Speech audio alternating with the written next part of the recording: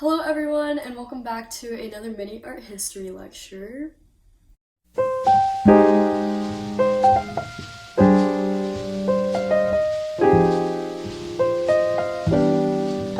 So if you don't know me, I feel like something that's very key to my identity is I'm someone who's very drawn and magnetized towards very bright and vivid colors or very geometric, jazzy, junky, eclectic patterns when it comes to design and fashion. So obviously, if I had to choose a decade of fashion and design that I would love to embody and I really appreciate, it's going to have to be the 1920s. Some huge things I can name off the top of my head that came from the 1920s would probably be the Jazz Age, the Harlem Renaissance, and most importantly, the 19th Amendment. Another huge thing that came out of the 1920s is this emergence of the Art Deco movement. And if you don't know what the Art Deco movement is, it's basically this age where this economic prosperity and affluence and avid optimism for the future of society and technology is really reflected in art. And you can kind of see this through very vivid, sharp lines, very geometric patterns, and very bright colors utilized when playing with art.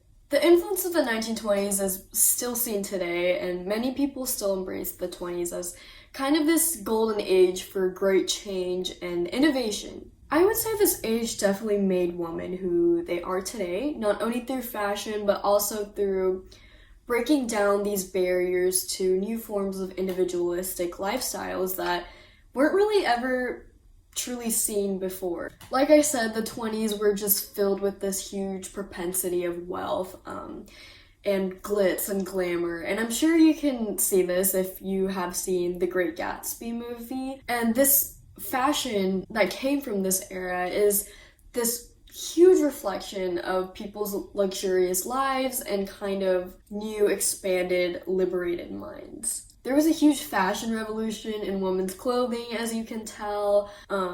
Smaller corsets, the introduction of bras, higher hemlines, so like shorter skirts, and what I love most, these bright and vivid geometric patterns. I would say it was truly an exciting time to be a woman in the 20s. Another huge thing that I love from the 20s design and fashion movement are the infamous 1920s Vogue magazine covers.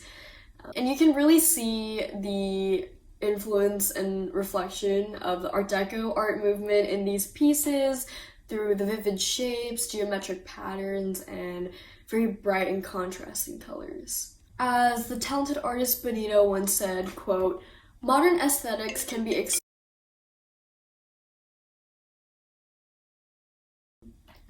As a talented artist, Benito once said, quote, "Modern aesthetics can be explained in one word: machinery. Machinery is geometry in motion." As you know, a really big thing that also came out of this era is the infamous flapper dress. And if you really truly look at the design of a flapper dress, they really follow the natural lines of the body through the drop waist, but also show some leg. In the 1920s, after literal several decades of years of wearing these very constricting corsets to achieve this impossible hourglass figure, women started to wear clothes like the flapper dress and these drop waist dresses that kind of produced a very boyish silhouette because it didn't really cling to the body. And this was also obviously an era of dance, the Charleston, going out to jazz clubs. And the drop waist dress, the flapper dress, was the perfect garment to wear because it did not require a corset that completely suffocated you of movement. It was loose and allowed legroom and basically allowed you to dance freely. By wearing this, the flapper dress was basically a political and societal statement of women saying that they were sick of wearing these constricting clothing and they wanted to be liberated. Clothing inspired by menswear also was super popular in this era as women kind of gained a lot more political and social power.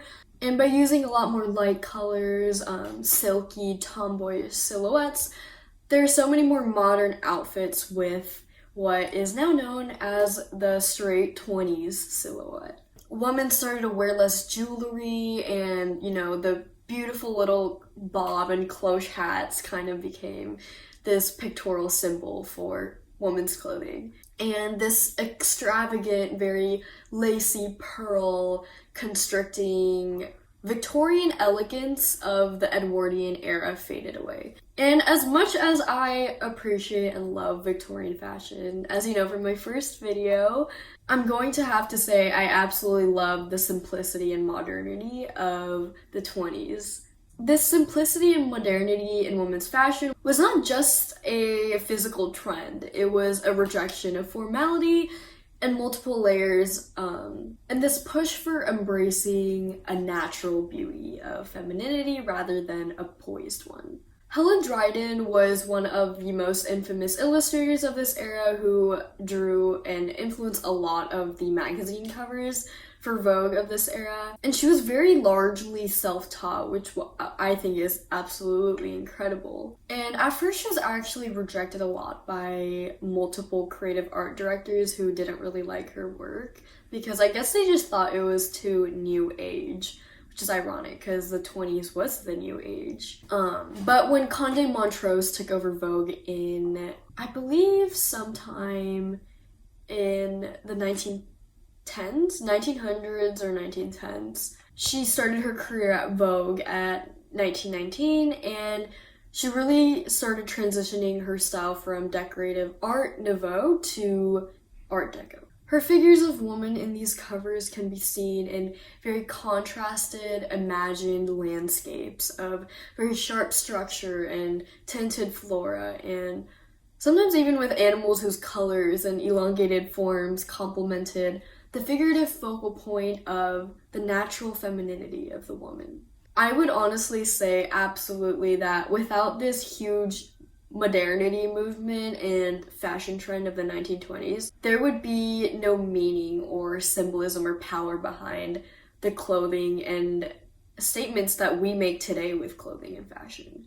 Like, without the 1920s, that would not have happened. Like, without the 1920s, there would be no political and expressive statements made with fashion. It would just be clothing. It would just be physical material. But no, the 1920s kind of transformed this idea of fashion into this element that broke boundaries so a woman could succeed and truly discover that there is this natural aspect of being a woman and this beauty of femininity that can be defined by oneself. So yeah, I don't know. I absolutely love the 1920s. My goal in life is to thrift a true vintage drop waist beaded flapper dress from the 20s. That would be absolutely amazing. Or a really nice little cloche hat, but they're so expensive on all these consignment secondhand websites. But trust me, the day I find one that fits me like a glove, I will be posting it on here and letting everyone know.